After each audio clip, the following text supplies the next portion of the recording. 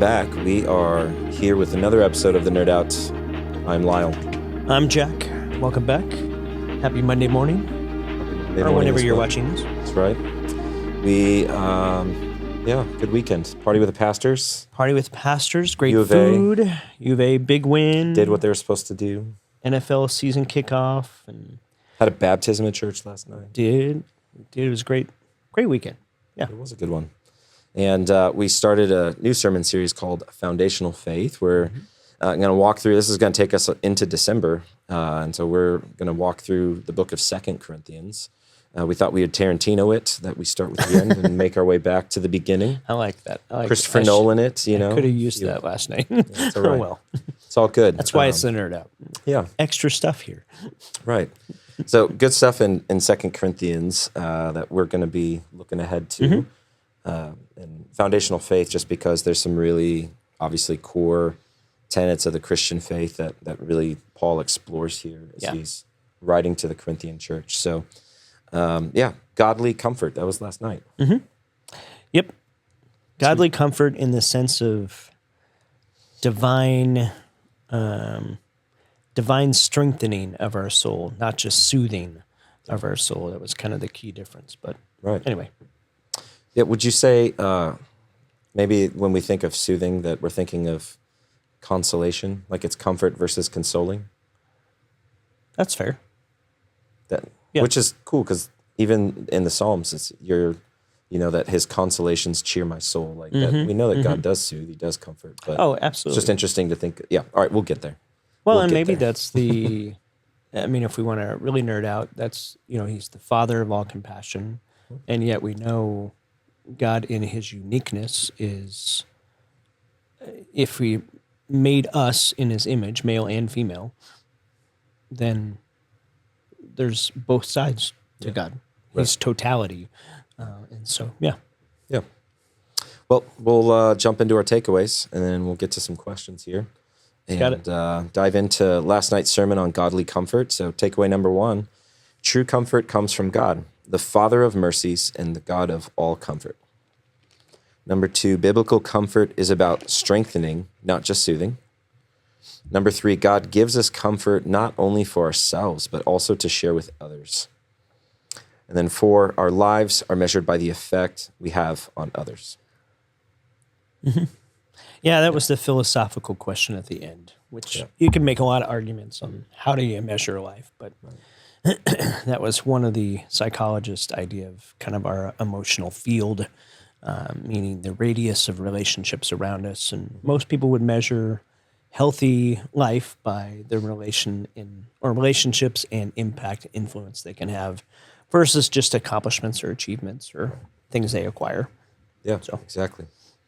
And then obviously we tie all of that back to gospel-centered living and gospel-centered community and being a part of all of that.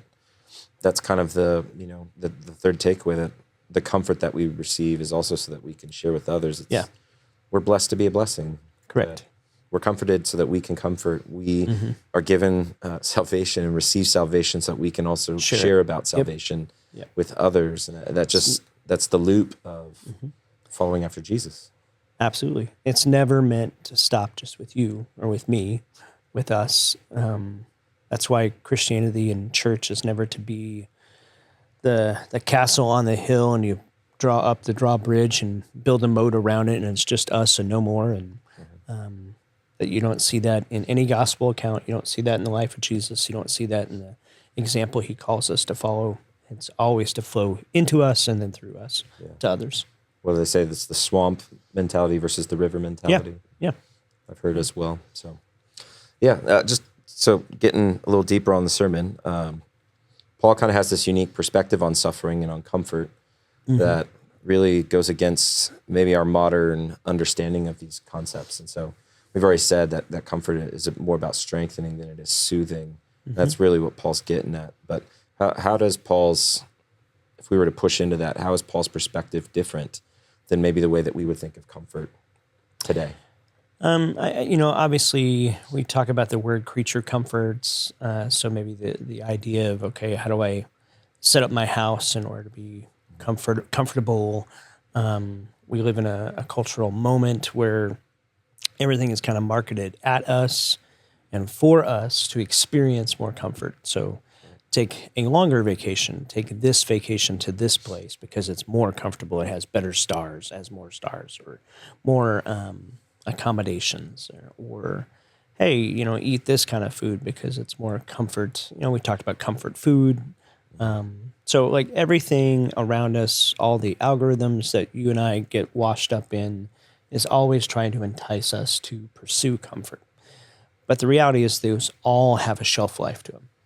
And it's not wrong to experience those or to do. Obviously, there's unhealthy side of things and there's healthy side of things. There's things that are in God's will, things outside of God's will. And so you want to choose wisely. And it's not that we can't have those things, but I think that's what Paul's getting at is if you go after the cultural pursuit of comfort, which is the idea of being soothed, the idea of being consoled, being consoled in a way that's temporary. And it actually calms you in the moment, perhaps, but it doesn't bolster you for the moment to come. And that's what I think he's getting at is this idea of, it's meant to be a strengthening of your soul in the moment to get you through, but to also bolster you into the future moments to come, that he wants to strengthen you to keep walking after Jesus, to keep following the path of him. Yeah. And therefore, then I'm going to give you enough comfort, not just for you to get you through, but I'm going to give you enough comfort so it gets you through and that it can flow through you to be able to impact others. I think that's the beauty of what Paul's seeing. And Paul went through some stuff, like read 2 Corinthians chapter 12. Like he's going to lay out everything that he's suffered through, literally. And how he got to the point where he says in, I think it's verse 6 or 7 of 1 Corinthians 1, or 2 Corinthians 1, of, hey, we got to the place where we really thought we were going to die. We had to rely on God alone. And God got us through. He rescued us then, and he's rescuing, and he will continue to rescue. And, we probably all have a story with that. I know I do, where there's been moments where you feel like, man, I'm toast. Maybe it's not death type thing, but you feel toast emotionally. You feel toast physically or spiritually even, of like, hey, I'm done. I'm going to throw in the towel. Like I've had enough. And God's comfort meets and often meets us through other people. Which is the point of this passage, is that we as the church are meant to be people who experience God's comfort and then begin to express that comfort for other people to experience and be bolstered by.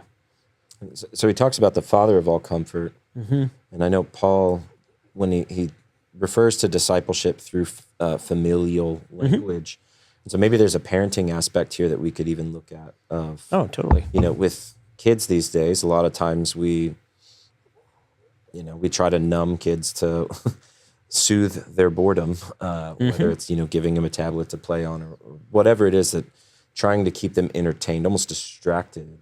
And I wonder if that's kind of the idea too of comfort versus soothing. Soothing distracts, but it doesn't always deal with what's actually going on. And as a parent, a good parent wants to build resiliency in their child. Yes. So when it comes to helping a child comfort his or herself, why do you teach the kid to do that? It's so that the kid knows that they're enough, that they can do that as they get older. They have the capacity in order to self-regulate in some ways, to stabilize. But just that idea of strengthening within children, like good parenting, you try to strengthen the child to. So it's a both and. It's when you would fall and skin your knee and you would run to your mom or dad. Most people, I think, answered last night in the service, they would run to mom because mom is maybe more overtly nurturing or experientially nurturing, where dad might be the one who's like, hey, rub some dirt in it. You can keep going. And actually, both of those things are necessary. Right. Okay, let's get a Band-Aid on that. Let's stop the bleeding. Let's cuddle. Let's soothe you. But let's also say, hey, you've got resiliency, you've got capacity, you've got, you can advocate for yourself. We believe in you. And we believe you can overcome this setback, this challenge. It's a skinned knee. Now, put in a bigger reality or a bigger scenario that's playing out. Okay, you failed a grade and you're going to be held back. Okay, so do you just quit? Or as a parent, do you come alongside and say, gosh, that sucks. We're with you. We're in this. You can overcome this challenge. Throw in a bigger scenario. Okay, you're dealing with a wrecked vehicle. And so as a parent, you're helping recover, make sure they're emotionally stable, make sure they're physically okay. Now we got to face the music of what that means and how we go through it. Here's how we go and earn some money to pay back. And you're building resiliency in this. And so both sides are necessary in order to bolster someone. And I guess that's what I mean by bolstering. It's Right. helping build them up, strengthen them. I forget the author's name, but I quoted him last night of just that part of the role, I think, of a healthy dad is to pour not just strength, like, hey, I'm strong enough to take care of you, but I believe you have a strength inside of you, and I'm actually going to build into your strength. And that's what Paul's getting at, is that the Father of all compassion and the God of all comfort, or the God of mercy and the God of all comfort, wants to, I think, bolster that into us and pull us up, not just pat us on the head and say it's going to be okay. It is that, Right. but it's more than that. And I love that aspect of God, that he doesn't do one at the expense of the other. Correct. That It's he not is a the trade-off. God of compassion and the Father of all comfort. So, you talked about it being the both and, but not only that, whereas we, as earthly beings, sometimes we get the balance wrong. Correct. That we've we've nurtured way too much to where there's this little monster who thinks that everything is for them in the future and that, all of heaven and earth must bend Yes. to what they want. But Yes. then you also get the ones where, parent is so stoic and detached, unemotional that now you've got someone who has just this hardness to them where Correct. there's no tenderness. They're moving they're forward. emotionally wounded on the inside, but they Right. won't show you. Right. But it's stunted them. And yet God has this balance figured out. Yeah. And so we receive the compassion we need while getting the comfort or the strengthening that we need to build the resiliency that God knows that we need. Right. And I think that's what Paul's looking back on, because again, this is his second letter to this church that he invested 18 months in, we know, and then a couple different letters. He sent Titus back, I believe Timothy has been a part of this, and so it's all of this investment relationally to this church, to this group of people, and to the whole region, really. But to this particular church, he's got a lot of fondness, and the first letter to the Corinthians, he's pretty scolding and he's pretty challenging. And he now needed he's to be. right, and he needed to be. And that was kind of maybe the tough love side. Yeah. And now he's coming back because he's received and gone through a lot of hardship. And so he's able to look back through a filter of like, hey, God is this kind of God to me, and God is going to be this kind of God to you. Because I've tasted and seen it, I've experienced it.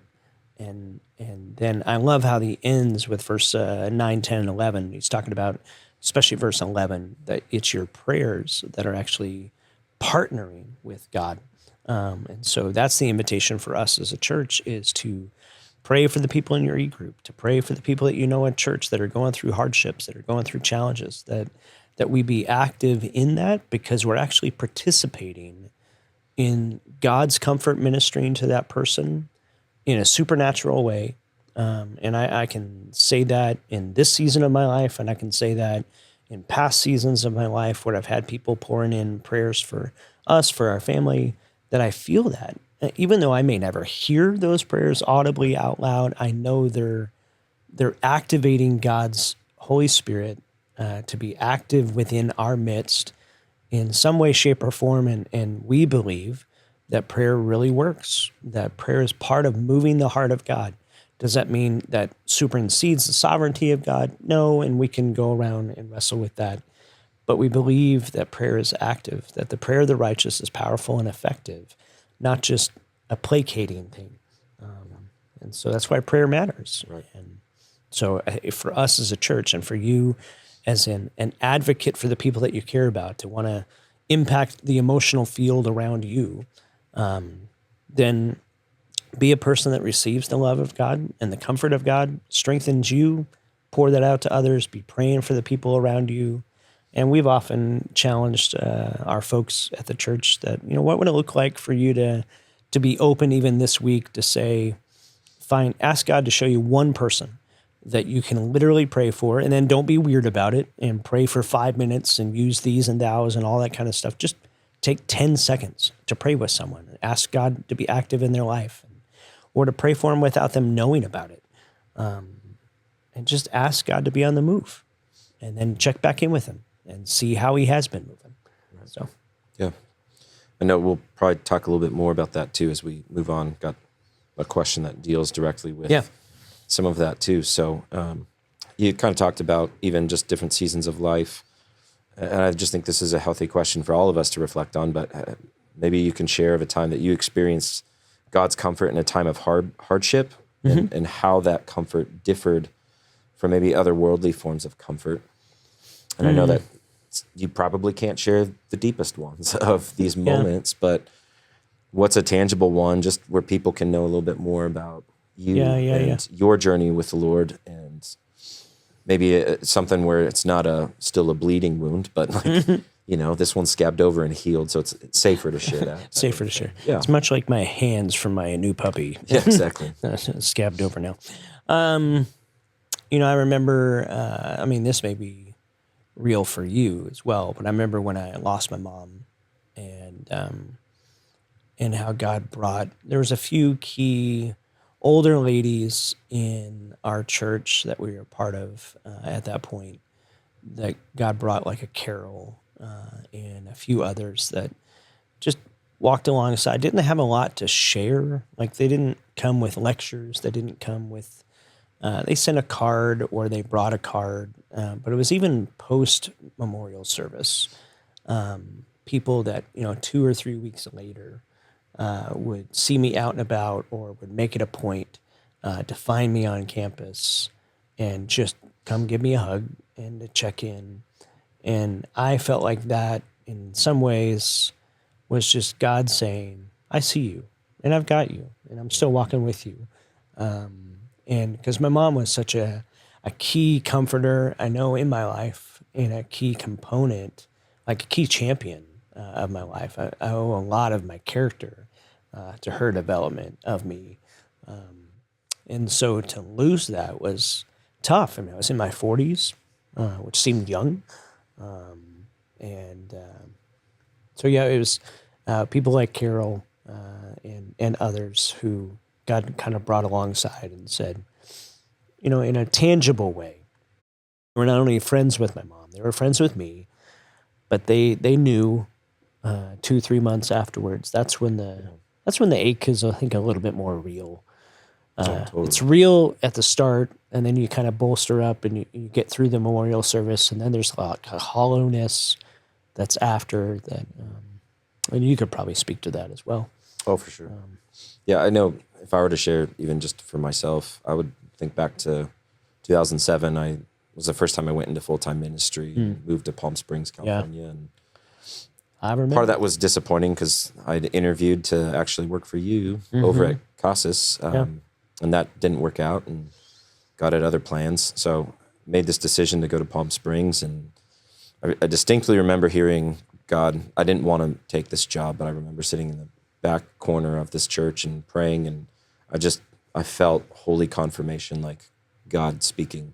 And then I still remember sitting in that same kind of section, might have even been the exact same row and everything, and about a year later feeling the release.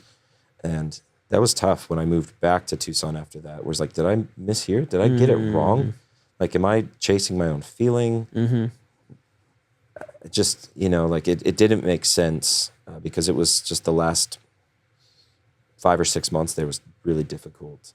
And there was a couple of key kind of things that happened in the coming months where God confirmed that I didn't mishear him. But that year was critical for my own development of just seeing things differently. Seeing unique perspectives, but I still have one friendship in particular from out there that's just been really beneficial over the years, and just a great man of faith that I can reach out to. That when I talk about people who love you but aren't impressed with you, that's this guy. And I just have always appreciated when he can call me out on certain things, or just randomly getting the text when he watches a service and sees me preach, and just God built a few relationships that I needed from that time. Yeah. God changed my perspective on some things during that time in a powerful way. And I didn't mishear him. It was just, it was going to be a tough season, but it needed to be for my own resiliency. Right. So, yeah. I think there's moments like that, because I remember when I graduated college and had applied to like 45 different jobs, and one to a youth ministry job, because I had interned for like 4.5 years and as a youth ministry intern, and I was like, I don't know if I want to keep doing youth ministry. And the only job that called me back was this youth pastor job in Colorado. And I remember when I took the leap and left, we interviewed. I'd gotten engaged, so they actually flew Amy up to meet her. And I remember landing there, and I literally knew 0 people in this city. It's the first time I'd ever been out on my own, I lived at home through college. And so it was, and I remember landing, and God was just like, 3 years. And I was like, what?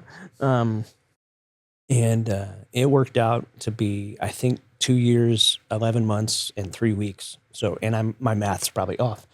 That 3 years later, I'm back at Casas, back here in town. And those 3 years were the best for my development, the best for my character development, the best for the ways that God's, I call it the sandpaper of God. The Holy Spirit sometimes will use sandpaper to rub off our rough edges. It's what iron sharpening iron. Yeah.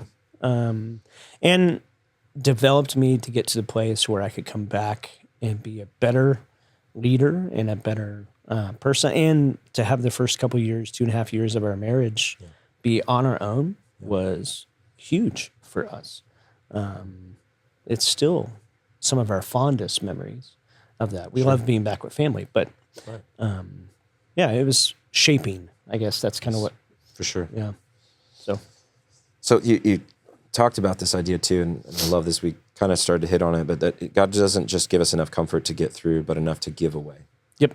That there's almost this excess of comfort that we're able to receive, so that we have more capacity to give that comfort away.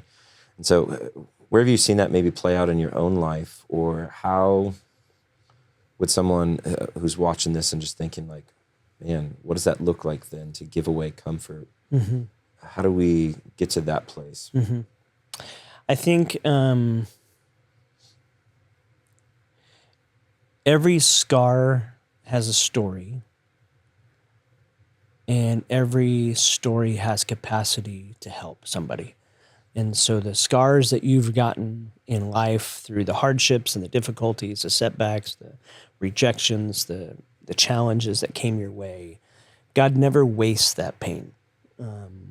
He has a way of divinely recycling that.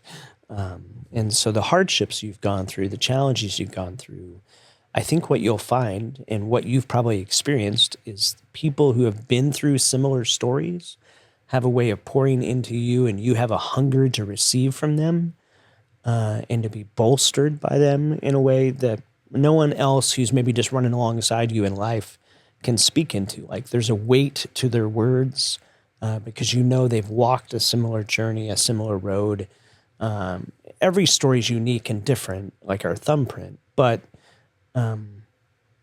so I think God recycles those things. So the hardships that we've gone through, the hardships that you've gone through, I've gone through, God will bring other people in your life that you're able to then pour that comfort that you receive from God into them, and they're able to receive it. I think in a way, it's not just you pouring it out; it's the receptivity of other people who can go, "Yeah, I needed that."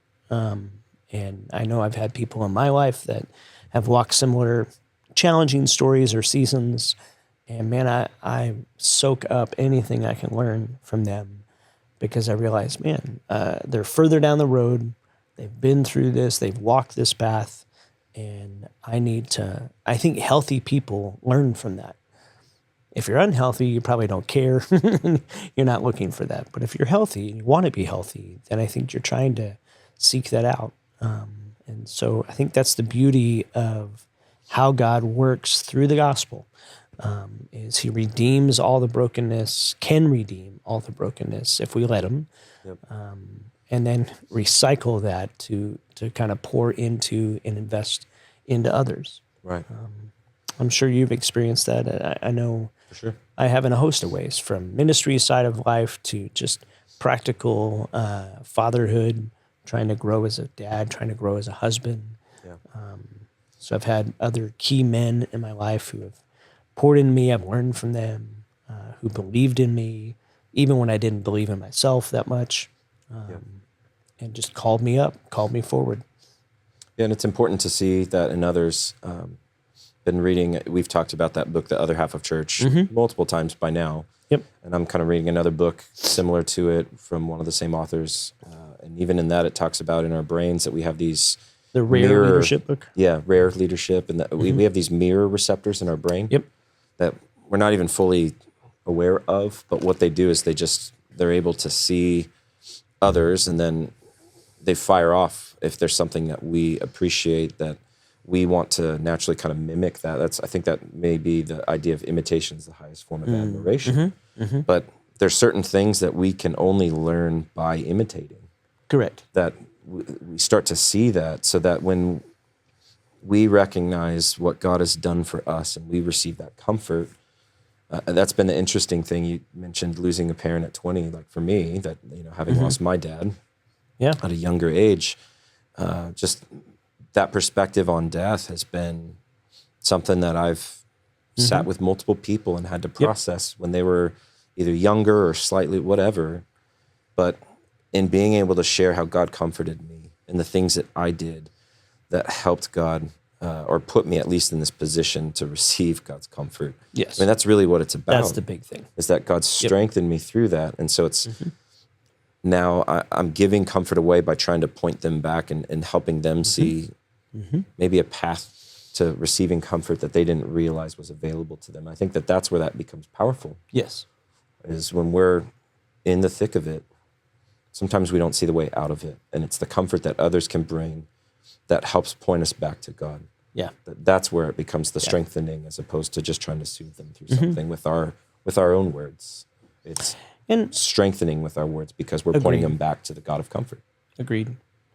And I think maybe that's the challenge, because I even mentioned this last night. When you're in the middle of something, I'm a processor, so I process things out loud. So a lot of people are, maybe if you're introverted, maybe you think things through, and so you're an internal processor. And I'm introverted, and I'm still an external processor, so I don't know that has anything to do we with get along, but exactly. So I talk things out, because sometimes just hearing it out loud, I go, that's not right, or yeah, that is right. And so in doing that, sometimes you get tired of talking about it, because you can get to the point where it's like so frustrating that you get tired of talking about it. But you still need people around you who will reach out via text or just a conversation to say, hey, I'm in your corner.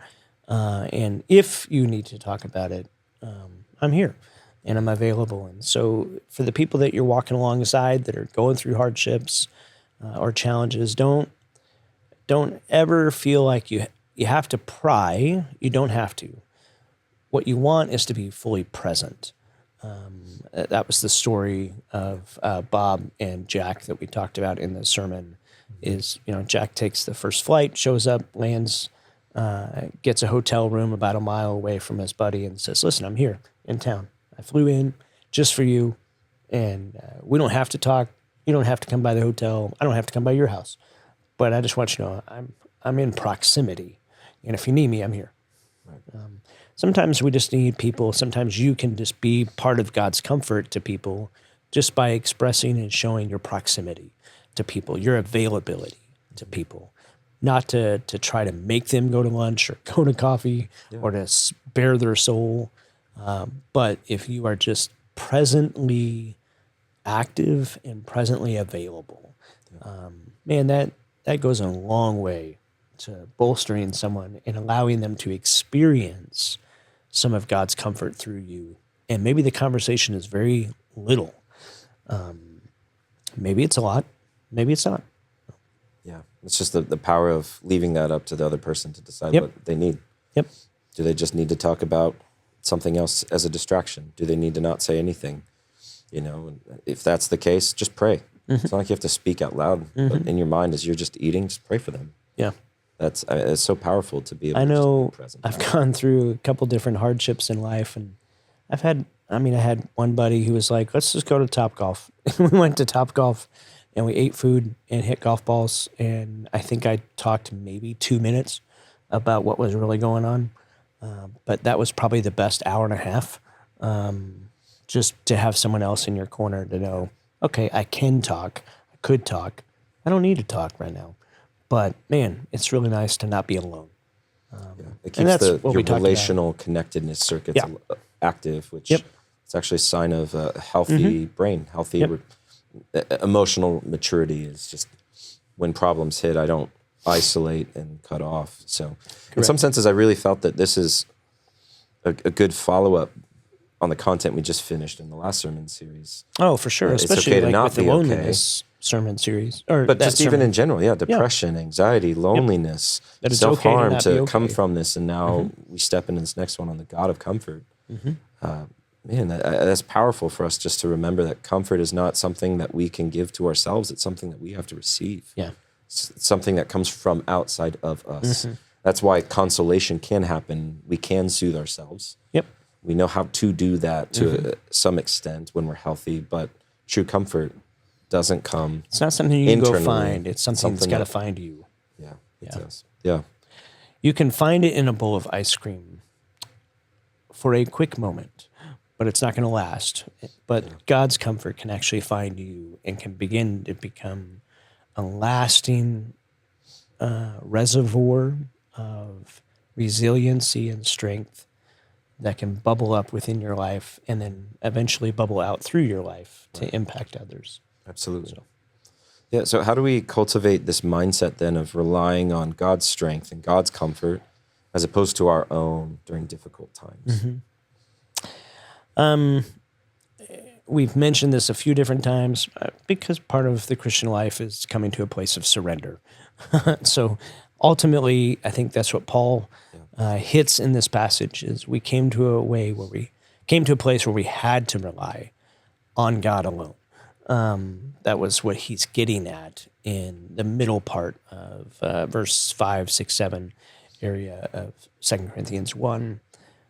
And I think it's that reliance, that surrender, that posture of surrender of God, I need you to come through. I need you to be fully present. I need you to be fully active in my life right now. I've been trying to rely on my own strength, trying to rely on others' strength, and all of that's good. It's just not enough. And so I need the heavy lifter. I need the closer, if you will. I need the person who can back clean up, and that's God and God alone, because he is the source of all mercy and the source of comfort. And how cool that we have the counselor, we have the comforter, that God gives us his spirit. And then as his word says, that his spirit actually dwells In us.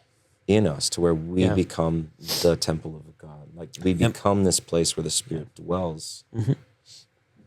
I think that's the beauty. I mentioned it last night, but go read John chapter 14, and you'll see some of these words of how Jesus is describing the Holy Spirit as comforter, the guider, the one who's guiding, Advocate. the one who's advocate, who's not a redeemer, who's reminding.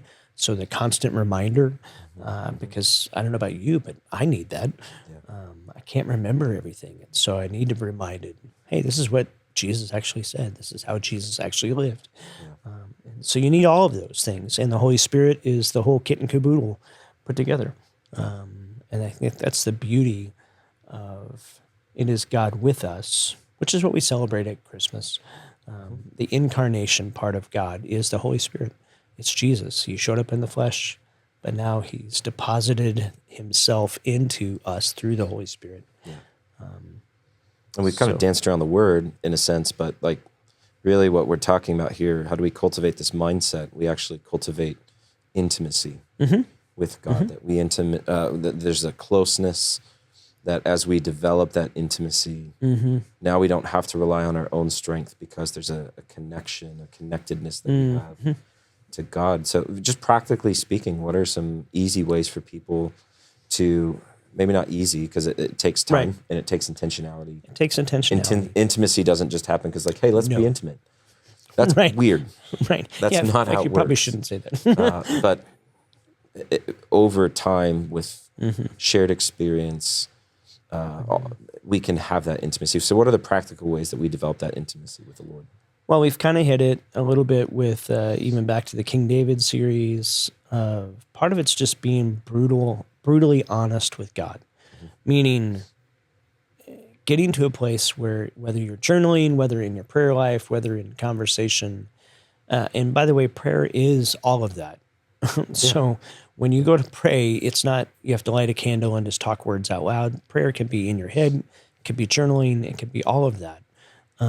But just being brutally honest with God. That's what we see in the life of David in particular, but other psalmists as well, is they didn't hide anything. They didn't sugarcoat anything. They were brutally honest with God, and then they were quiet.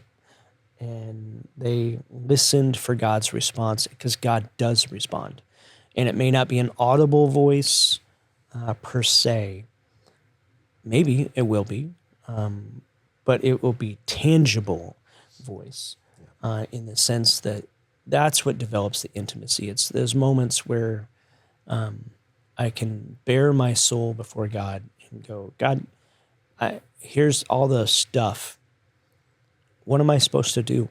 And then I just sit there and get real quiet and just pray and try to stay open to what God might be whispering. And it may come in a whisper in a moment, and it may happen right away, and it may not. And I'm okay with that because I'm going throughout the rest of my day. And it's amazing how many times God will bring a particular scripture to mind, or there'll be a conversation with someone else and I'll overhear something and it'll be a word or a phrase. And it's like, okay, that's for me. Or something I'm reading and all of a sudden it's a phrase pops off the page and you're like, okay, that was for me. And it's the Holy Spirit using all those things. I mean, I've had, it seems silly, but I've been driving down the freeway and seen a billboard with a slogan. And the slogan's for a product, but that slogan was for me in the sense of like, that's what I needed to hear. Like, that's it, like finally light bulb moment. And so I think God is creatively active. Well, it just speaks to sovereignty that all truth is God's truth. Correct. And that sometimes that truth comes from sources we don't want to hear it from. Correct. Sometimes it comes from unexpected sources like billboards. Yeah. But yeah, and I would encourage too that maybe you're not the person who's like, I don't feel comfortable writing out that vulnerability, like being that honest. That's fine. Maybe it's also just even getting a journal and taking 5 minutes every day to just sit and think, what am I thankful for God? What am I thankful God has done in my life today? Or what am I thankful that God has provided for me today? And just even 1, 2, 3 things that you can just write down in a journal of just how you're grateful, of that appreciation that you have for God. Just those types of things are what helps keep us connected with God and keep us connected to what he's wanting to do in our lives or what maybe he's trying to do that we're avoiding. Or, was it Augustine? I think he had that prayer of like, God, cleanse me and make me holy tomorrow. But not yet. Just not yet. Like, that's maybe sometimes the heart that a lot of us have that like, God, bring me comfort, but not yet. This ice cream's a little tasty and I'd rather go here first. Yeah. Maybe you can give me your strength tomorrow. And today I can just kind of feel crappy and console it. So. And I think the beauty of what Paul gets at in like in verse 6 and 7 is this idea of God rescued us, he's rescuing, and he will rescue. And so maybe even part of that journal is, okay, look back over your life. How have you seen God rescue or redeem or intervene, bring his comfort to you? So jot down from the past, here's how I've seen God do this. And just think of one thing. And yeah. It's not like you have to take 30 minutes and be like, I have to remember over the past 30 years what God has done. And then think about the present. Are you experiencing God's comfort through other people, through scenarios, circumstances? Is he doing anything right now? And then if I see the past and I see the present, can I then make my prayer, my plea, God, you've been this in my past and you are this right now. I'm facing something in my future so could you just be true to who you are? And that's your prayer is, God, would you just be true to who you are? Yeah. It's good. So, we started to talk as a church, but really practically speaking, how then do we become this type of community that lives this out? How do we remain intentional as Element City Church to be a church that looks to comfort in the way that we've been comforted? Yeah, I think there's a host of ways, but I would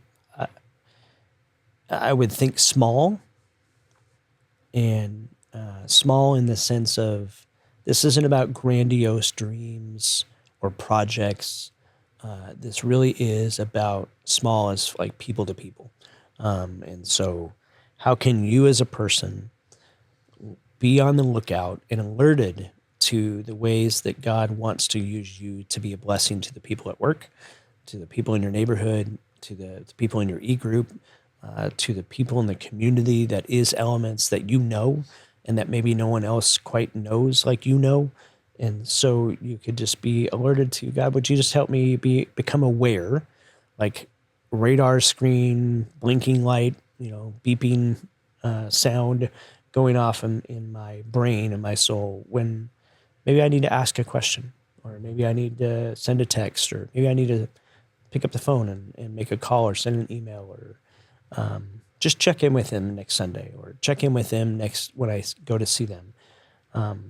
I think if the church individually and the church collectively just did that more, then our emotional field, the radius of influence, would expand if we just stayed active in small ways. This isn't about starting a whole new project or a new 501c3 or an initiative. This is maybe just each of us taking the initiative to do that for one person this week. And if we got better at that, then the reality is you got 200 people that are doing that for one. That's, 400 people. And then each of those 400 do it for one, then you're 800, and you've tripled in a matter of a week or two. Quadrupled. Yeah. I went to Marina. It's fine. I went to Gilbert. Well, We were also a farming community. well done. At least when I started school. I was going to say, we were Gilbert's farming. huge now. Now, to be fair. But yeah, I think there's power to starting small. If you want to think church first, build your confidence. We don't have to try to find the people at work, but if you just think of the 1, 2, 3 people around you at church weekly, of praying for them without them even knowing, but just ask questions. Remember their answers to those questions and find out how they're doing. If every person in the room is just looking out for the 1, 2, or 3 people next to them, how beautiful does that become when we realize that everyone's looking out for each other? And what does that do for our capacity to spread joy? That we're recognized, that we're known, that when we show up on a Sunday night, we're going to be seen, that we're going to be valued. So that's where we start to grow the capacity to do that in our daily lives outside of church, like at work, at home. And then figure out, what's your capacity of spreading or God's comfort in tangible, practical ways. So, hey, I got a little bit of discretionary income, and so I know this family's going through this. I can make a meal for them. And that's your capacity. Great. I had a lady come up to me after service last night, and she's like, listen, she had lost her husband a few years back, has gone through that journey, and she's like, I just feel like God's calling me. I've gone through this. People have comforted her. Like, she talked about 2 friends that flew into town, spent 5 weeks with her, and how God used that. And she's like, I've got this house, and if there's ever a young lady that just needs some hope and help, I got a place. and you send them to me. I'll take care of them. And I was like, how cool is that? Yeah. So that's her capacity.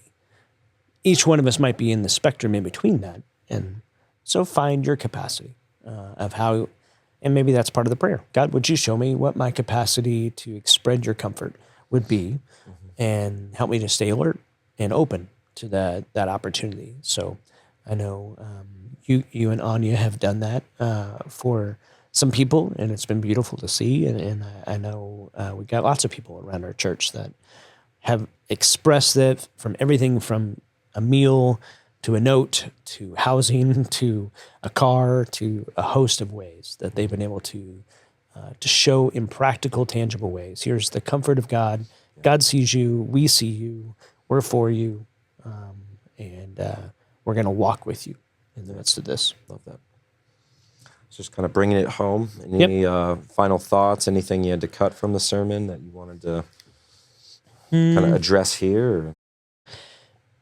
The one illustration that I cut was just, it's the comforting side that is practical and tangible. So stuff we've said already, but if you're a parent, you know this reality. So your kid wakes up in the middle of the night, screaming in terror, has a bad dream, whatever. You don't go to their doorway and go, "You're fine, settle down," and just yell instructions. You go into their room, you pick them up, cuddle them, you console them, and you comfort them, and you're strengthening them that you're not alone. We're here. We got you, all that kind of stuff. And so it is practical and tangible, and God does the same in practical and tangible ways, often through people, and through God pouring his comfort into them and then them radiating that out in God himself in surprising ways, just coming alongside and letting people know, I got you, I see you, and I'm in this. I'm with you in the midst of this. And so just that illustration, may that just kind of ring in your head, that may God surprise you in ways that he comes alongside you and brings other people to come alongside you that you might feel in a tangible, practical way, the comfort of God, the strengthening, the bolstering of God. And then may you, in turn, be able to radiate that out to your sphere of influence that he might bring across your path in capacity to influence in a way. Yep. It's good. It's a good blessing to end with. So thanks for taking the time to sit with us today and be a part of this conversation on godly comfort, and just the reminder you're loved, you're sent to go be a blessing, to be a comfort to others. And look forward to continuing our sermon series through 2 Corinthians next week. So hope you'll join us for that. But hope you'll be blessed as well throughout this week. Maybe so.